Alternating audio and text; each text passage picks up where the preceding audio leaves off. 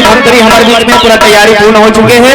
साथ में हमारे बीच में घसियाराम देशमुख जी सरपंच जी हमारे बीच में, तिरगा से सुखीराम यादव जी, खमरिया से हमारे बीच में है सरपंच जी, फुल्ली बाई जी रूदा से, रूदा खाड़ा से सरपंच जी आशा देशमुख जी हमारे बीच में है। संगे साथ जनपद सदस्य देवेंद्र देशमुख जी हमारे बीच में है। मंच तक और केशव बंटी हरमुख जी, नंद कुमार साहू जी पूर्व जिला पंचायत सदस्य, टिकेश्वरी देशमुख जी, रुपेश देशमुख, पुन्नू यादव जी, साथ में मुक्ति सुधाकर निकुम से और फुल्ली बाई रूदा खाड़ा से अशोक देशमुख जी, आलबर से घसियाराम जी, जते भी हमारे भिलाई इस्पात संयंत्र से संस्कृति विभाग के पहुंचे अतिथिगण जम्बो हमारा अतिथिगण में हवा। और कुछ देर बाद हमारे बीच में माननीय मंत्रिमंडल महोदय मन के पदार्पण होही। तो निवेदन एक बार बैठक ठहर आप लोग बता देवा जते भी सरपंच जनपद मन के सब बैठक ठहर एक कोटि है और आगू कोटि क्योंकि हमारे मंच में जो सामने है माननीय मंत्रिमंडल के बैठक ठहर है। तो आप लोग बता देवा कोनो प्रकार के आप ठेस मत पहुंचे, जिसे आई तो हो सके जगह खाली कर दो और बिल्कुल आसन ग्रहण करे करो लेवा। ये मंच आप हम सादर समर्पित करबो और मंच के मर्यादा के साथ गर्म में उपस्थिति जते हमारे बीच में एक बार आप आना हो, एक बार आप मन के जोरदार ताली बजा देवा लेवा। ये मंच आपला सादर समर्पित है। 1 घंटा 10 मिनट पर समय के साथ हम जोड़े के प्रयास करत हन और आप हमला भरपूर सहयोग प्रदान करो। बस आदमी का अपन बोली बाखल यही जगह तिरवत भारत माता की, छत्तीसगढ़ महतारी की। लेवा मंच आपला सादर समर्पित है।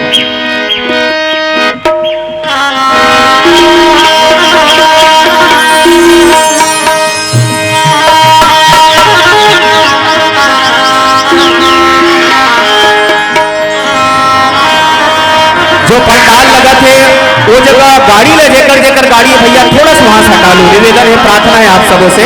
जो पंडाल आगे जो बढ़ा थे जेकर भी गाड़ी हो थोड़ी की हटा लो, पंडाल के थोड़ा सामने रख दो ताकि पंडाल सुसज्जित ढंग से हम कर सकें।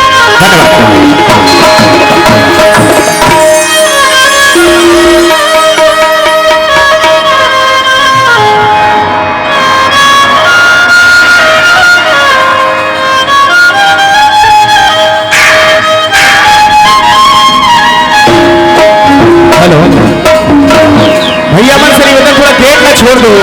हमारे बीच में माननीय मंत्री जी के आगमन हुआ थे, माफी चाहत हो, थोड़ा तकलीफ हो हुई आप लोग को, थोड़ा से सामने आ जाए कि आप गेट में छोड़ दो।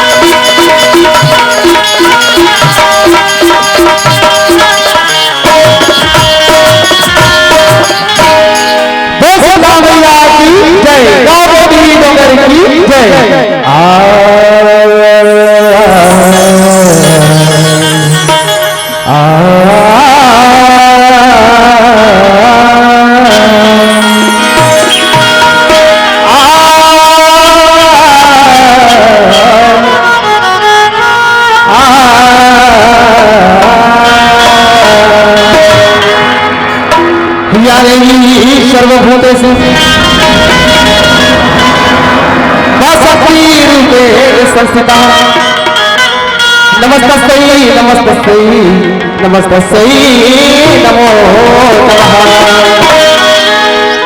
गजानन कालिके माता दयालु कहलाए हमारा प्रभु जी जो तेरी कृपा हो जाए। या देवी सर्वभूतेषु मदगमया रूपे संस्थिता नमस्तस्यै नमस्तस्यै नमस्तस्यै नमो नमः।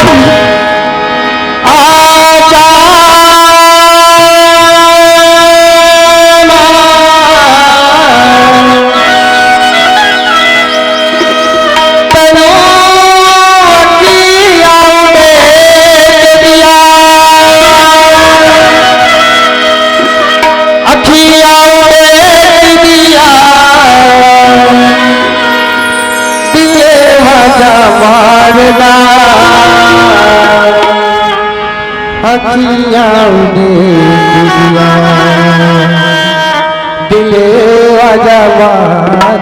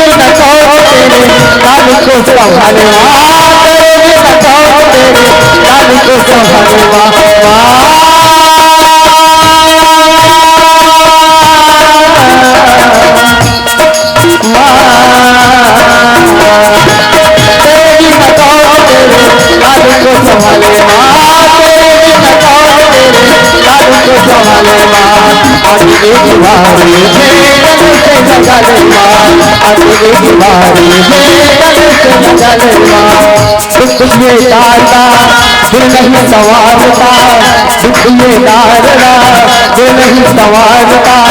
अखियाँ देख दिया, अखियाँ देख दिया, दिले वाला तुम्हारे